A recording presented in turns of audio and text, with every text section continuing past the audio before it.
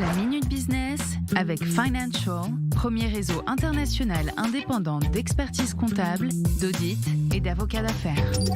La Minute Business avec 24 News, bienvenue à tous. Et on va revenir aujourd'hui sur ce coup de frayeur récemment dans le canal de Suez, l'épisode du fameux porte-conteneur qui avait bloqué la circulation. À l'occasion, Gilles Belaïch, bonjour Gilles.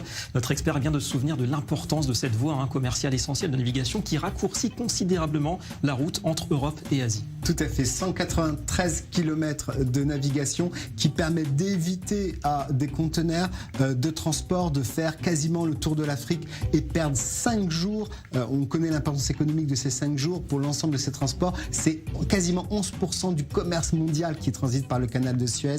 C'est un chiffre de 12 à 14 millions de dollars de coûts quand on avait ce par jour, quand on avait ce porte-conteneurs bloqué. C'est dire l'importance stratégique de ce canal qui a vu son flux doubler depuis 2015. Et puis on sait que pour l'Égypte aussi, c'est une source de devises quasiment vitale. Oui, on parle de 5 milliards de dollars. C'est la deuxième ressource après le tourisme. Et puis des projections jusqu'en 2040 de 11,7 milliards avec l'accroissement des flux bilatéraux pour cette voie-là. Alors il est temps aussi, Gilles, de songer aux solutions, au chemin de traverse, si on peut dire. Israël, justement, aurait une carte à jouer. Tout à fait.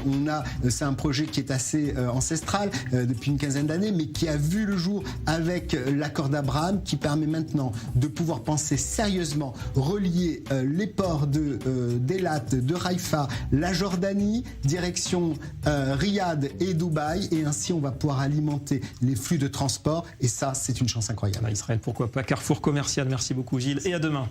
C'était la Minute Business avec Financial, réseau international indépendant, présent sur 5 continents, expertise, audit, légal et taxes.